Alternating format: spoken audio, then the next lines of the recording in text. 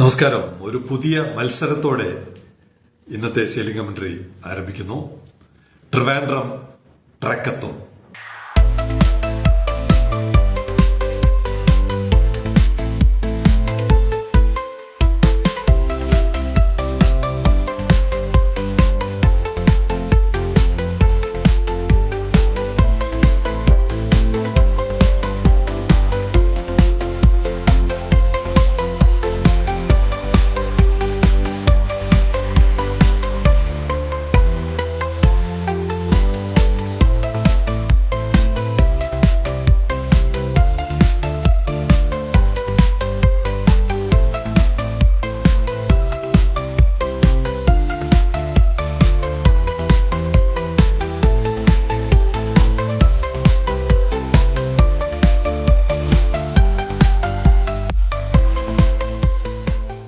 ട്രക്കത്തോണിന്റെ വിശദാംശങ്ങൾ പിന്നാലെ വരാം. എന്തായാലും ട്രിവാൻഡ്രം പോർട്ട് ഈ രാജ്യത്തെ പോർട്ടുകളുമായിട്ട് ഒരു മത്സരത്തിനില്ല. ജൂൺ മാസത്തെ കണക്കും പുറത്തു വന്നു. എപ്പോഴും നമ്മൾ പറയാവുന്നത് പോലെ ദക്ഷിണേന്ത്യ, രാജ്യം മുഴുവൻ അങ്ങനെ ഒരു കമ്പാരിസൺ TRV തയ്യാറാകുന്നില്ല. കാരണം TRVയുടെ മത്സരം വിദേശ പോർട്ടുകളുമായിട്ടാണ്. അപ്പൊ ഇവിടെ ഒന്നാമതെത്തുന്നോ രണ്ടാമതെത്തുന്നോ അതിലൊരു പ്രസക്തിയുമില്ല. ആഗോളതലത്തിൽ TRV എങ്ങോട്ട് പോകുന്നു, എങ്ങനെ നിൽക്കുന്നു എന്നാണ് അറിയേണ്ടത്. ജൂൺ മാസത്തിൽ 99,976 കണ്ടെയ്നറുകളാണ് ഹാൻഡിൽ ചെയ്തത് ഈ മഴക്കാലത്ത്, മൺസൂൺ കാലത്ത്. അപ്പോഴും നമ്മൾ കമ്പയർ ചെയ്യാൻ ശ്രമിക്കുന്നത് ഇവിടുത്തെ പോർട്ടുകളുമായിട്ടല്ല. കൊളംബോ നമുക്ക് പെട്ടെന്ന് മത്സരിക്കാൻ പറ്റുന്ന ഒരു പോർട്ടാണ്, ഒരു ടെർമിനലായിരിക്കും കൊളംബോ. അവിടുത്തെ എല്ലാം 4 or 5 ടെർമിനലുണ്ട്. 5 ടെർമിനലാണെന്ന് തോന്നുന്നു. 5 ടെർമിനലുകളിൽ എല്ലാം കൂടി അവരുടെ ഏറ്റവും ഒടുവിലത്തെ ലഭ്യമായ വിവരം ഏപ്രിൽ 2025 ആണ്. 2025 6,23,719 കണ്ടെയ്നർ. ഒരു മാസം അവർ ഹാൻഡിൽ ചെയ്തത് 6,23,719. അപ്പോൾ ഓർക്കണം, 5 ടെർമിനലുണ്ട്. ഏകദേശം 4,500ഓളം മീറ്റർ ബെർത്ത് ഉണ്ട് അവർക്ക്. മൊത്തം 6,000 ഉണ്ട്. 6,000-ൽ ബൾക്കും ഓയിലും എല്ലാം കൂടെ മാറ്റിയാലും 4,600 മീറ്ററോളം അവർക്ക് കണ്ടെയ്നറിന് മാത്രമായിട്ട് ബെർത്തുണ്ട്. അങ്ങനെയുള്ള കൊളംബോ പോർട്ടുമായിട്ട് മത്സരിക്കുമ്പോൾ ഒന്നുമല്ലാത്ത TRV ഏകദേശം 16%, അവരുടെ 16%, 6,23,719, നമ്മൾ 99,976. പ്രേക്ഷകർക്ക് തന്നെ വിലയിരുത്താം TRVയുടെ പോക്ക് എങ്ങോട്ടാണ് എന്നുള്ളത്. കൊളംബോയുമായിട്ട് താരതമ്യം ചെയ്യുമ്പോൾ കൊളംബോയുടെ ഈ 4,500 മീറ്ററും ഈ 5 ടെർമിനലും ഒക്കെ ആയിട്ട് കമ്പയർ ചെയ്യുമ്പോൾ നമ്മുടെ ഒരു ടെർമിനലും 2 ബെർത്തും 800 മീറ്റർ വെച്ച് നോക്കുമ്പോൾ നമ്മൾ മുന്നിലാണോ പിന്നിലാണോ എന്നുള്ളത് പ്രേക്ഷകർ തന്നെ കണ്ടുപിടിക്കുക. ഇതാണ് ജൂൺ മാസത്തിലെ കണക്ക്. ട്രാക്കത്തോൺ പിന്നാലെ വരാം.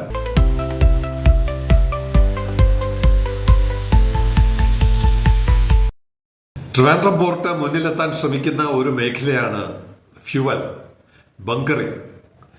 അത് നമ്മൾ കൺവെൻഷണൽ ഫ്യൂവലില് നമുക്ക് വലിയ താല്പര്യങ്ങളില്ല. കാരണം കൺവെൻഷണൽ ഫ്യൂവൽ കൊടുക്കാൻ വേറെ പലരും ഇവിടെ ഉണ്ട്. മെത്തനോൾ എന്ന് പറയുന്ന ഫ്യൂവൽ എങ്ങനെയും നമ്മൾ ആ മേഖലയിൽ കൈവച്ചേ പറ്റൂ, മുന്നേറിയേ പറ്റൂ. അപ്പൊ അതിന് നമ്മുടെ സുഹൃത്തുണ്ടല്ലോ, വളരെ വിമാക്കിന്റെ എല്ലാ കാലത്തെയും ഒരു നെടുന്തൂൺ, ശ്രീ മോഹൻകുമാർ, അദ്ദേഹം പ്രധാനമന്ത്രിക്ക് തന്നെ കത്തയച്ചു. അപ്പൊ പ്രധാനമന്ത്രിക്ക് കത്തയച്ച ഉടനെ തന്നെ അദ്ദേഹത്തിന് മറുപടി കിട്ടി. എന്താണ്? അപ്പൊ അതിനകത്ത് അദ്ദേഹം പറഞ്ഞത് ഈ പ്ലാസ്റ്റിക് എല്ലാം കൂടി കടലിലോട്ട് പോകുന്നു, അതെങ്ങനെയെങ്കിലും ഉപയോഗപ്പെടുത്തി ഇത് ചെയ്യണം, മെത്തനോൾ ഉൽപ്പാദിപ്പിക്കണം എന്നാണ് അദ്ദേഹം ആവശ്യപ്പെട്ടത്. അപ്പൊ മറുപടി, the plastic waste management rules 2016 provide the statutory framework for എൻവയോൺമെന്റലി sound management of plastic waste in the country. അതിന് നിയമങ്ങളുണ്ട്, ആരുടെ ചുമതലയിലാണ് എന്നൊക്കെയുള്ളത് കൃത്യമായി നിർവചിക്കപ്പെട്ടിട്ടുണ്ട്. ആസ് പെർ റൂൾസ്, നിയമമനുസരിച്ച് ലോക്കൽ ബോഡീസ് ക്യാൻ ചാനലൈസ്, നമ്മുടെ ഇവിടുത്തെ പ്രാദേശിക ഭരണകൂടങ്ങൾക്ക് local bodies can channelise non recyclable plastic waste to oil as required. നമ്മുടെ തിരുവനന്തപുരത്താണെങ്കിൽ തിരുവനന്തപുരം കോർപ്പറേഷൻ ഓഫ് ട്രിവാൻഡ്രത്തിന് ഇത് ചെയ്യാൻ പറ്റും, ചെയ്യണമെന്നാണ് പ്രധാനമന്ത്രിയുടെ ഓഫീസ് ആവശ്യപ്പെട്ടിരിക്കുന്നത്. K. Subrahmanyam, joint director, hazardous substances monitoring division, അദ്ദേഹമാണ് മറുപടി വന്നിരിക്കുന്നത്. പ്രധാനമന്ത്രിയുടെ ഓഫീസിൽ അയച്ചപ്പോൾ എന്ത് ക്യുക്കായിട്ടാണ് കാര്യങ്ങൾ നീങ്ങുന്നതെന്ന് നോക്കുക. അപ്പൊ ഇനി നമ്മൾ ട്രിവാൻഡ്രം കോർപ്പറേഷനാണ് ഇക്കാര്യത്തിൽ തീരുമാനമെടുക്കേണ്ടത്. എന്തുകൊണ്ട് തീരുമാനമെടുത്തില്ല എന്നുള്ളത് ഇനിയുള്ള കണക്കുകളിലൂടെ പ്രേക്ഷകർ തന്നെ കോർപ്പറേഷനെ ചോദ്യം ചെയ്യുക. തെരഞ്ഞെടുപ്പിന് ഓരോരുത്തരെയും സമീപിക്കാൻ പോവുകയാണ്.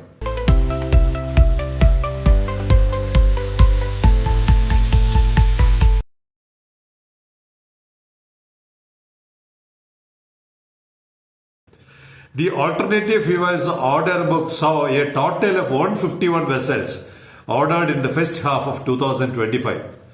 6 മാസം കഴിഞ്ഞപ്പോ 151 പുതിയ കപ്പലുകൾക്ക്, ഓൾട്ടർനേറ്റീവ് ഫ്യൂവൽ രംഗത്ത് 151 കപ്പലുകൾക്ക് ഓർഡർ കൊടുത്തു.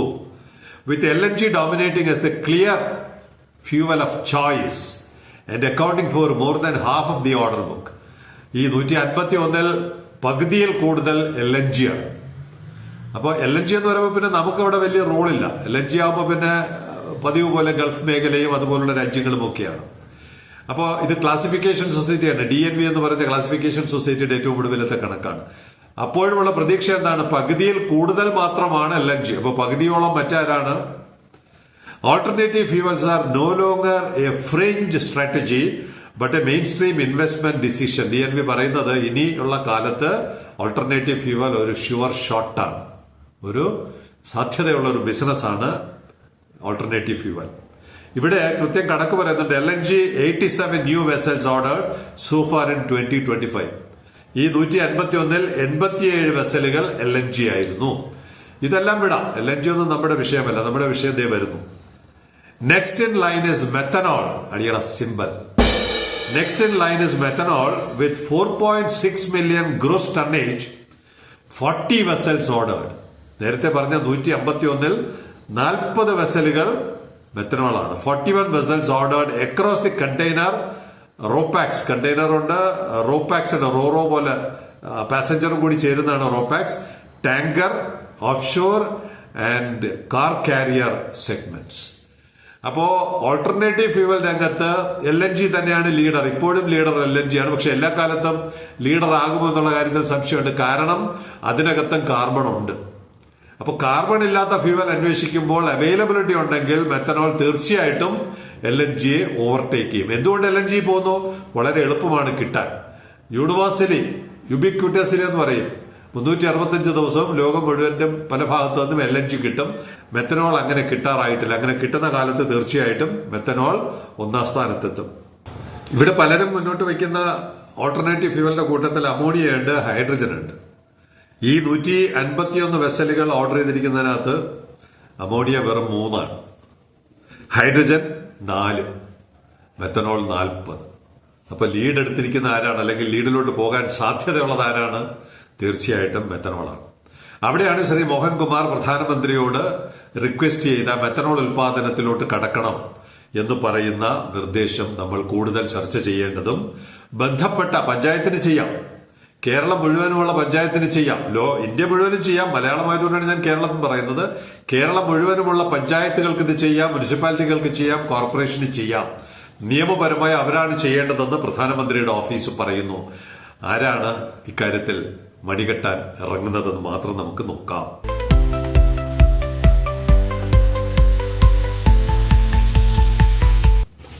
ഇനി നേരത്തെ പറഞ്ഞ ട്രക്കത്തോൺ ഉണ്ടല്ലോ, TRV ട്രിവാൻഡ്രം ട്രക്കത്തോൺ. ശ്രീനാഥ് എന്ന് പറഞ്ഞ വളരെ ആക്റ്റീവായിട്ട് ഫോട്ടോഗ്രാഫറാണ്. അത് ഈ വാഹനങ്ങളുടെ സ്പെഷ്യലിസ്റ്റാണ്. കപ്പൽ, വിമാനം, ട്രെയിൻ, ബസ്, ബൈക്ക്, കാറ് എല്ലാത്തിന്റെ ഫോട്ടോ എടുക്കുന്നതാണ് ശ്രീനാഥിന്റെ ഹോബി. അദ്ദേഹം എനിക്ക് ഒരു കണ്ടെയ്നറിന്റെ ഫോട്ടോ അയച്ചു തന്നു. നമ്മൾ കണ്ടെയ്നർ ട്രാക്ക് ചെയ്യുന്നുണ്ടല്ലോ, അപ്പൊ ഈ കണ്ടെയ്നറുകളെ ട്രാക്ക് ചെയ്യുന്നതാണ് ട്രക്കത്തോൺ. കണ്ടെയ്നർ എന്ന് പറയുമ്പോൾ അതിനകത്ത് വലിയ കഥകൾക്ക് സാധ്യതയുണ്ട്. കണ്ടെയ്നർ എന്ന് പറയുമ്പോൾ അത് കപ്പലുമായിട്ട് ലിങ്ക്ഡ് ആണ്. കണ്ടെയ്നർ എന്ന് പറയുമ്പോൾ ചരക്കുമായിട്ട് ലിങ്ക്ഡ് ആണ്, ഇറക്കുമതിക്കാരുമായിട്ട് ലിങ്കാണ്, കയറ്റുമതിക്കാരുമായിട്ട് ലിങ്കാണ്, പ്രൊഡ്യൂസേഴ്സുമായിട്ട് ലിങ്കാണ്. അങ്ങനെ ഒരു വലിയ കഥയുണ്ടാക്കാൻ കഴിയുന്നതാണ് ഓരോ കണ്ടെയ്നറും. അപ്പൊ എന്താണ് മത്സരം അവസാനം പറയാം. എന്തായാലും ഇപ്പോ അദ്ദേഹം ഒരു കണ്ടെയ്നർ ഫോട്ടോ എടുത്ത് അയച്ചത് ട്രാക്ക് ചെയ്തപ്പോൾ ഈ പറയുന്ന കണ്ടെയ്നർ കണ്ട്ലയിൽ നിന്ന്, നമ്മുടെ ഗുജറാത്തിലെ കണ്ട്ല തുറമുഖത്ത് നിന്ന് കൊച്ചിയിലോട്ട് വന്നതാണ്. കൊച്ചിയിലോട്ട് വന്നിട്ട് കൊച്ചിയിൽ നിന്ന് 28-ാം തീയതി കൊച്ചിയിൽ വന്നു. അവിടെ നിന്ന് തിരുവനന്തപുരത്തോട്ട് വന്നു. 1-ാം തീയതിയാണ് തിരുവനന്തപുരത്ത് എത്തുന്നത്.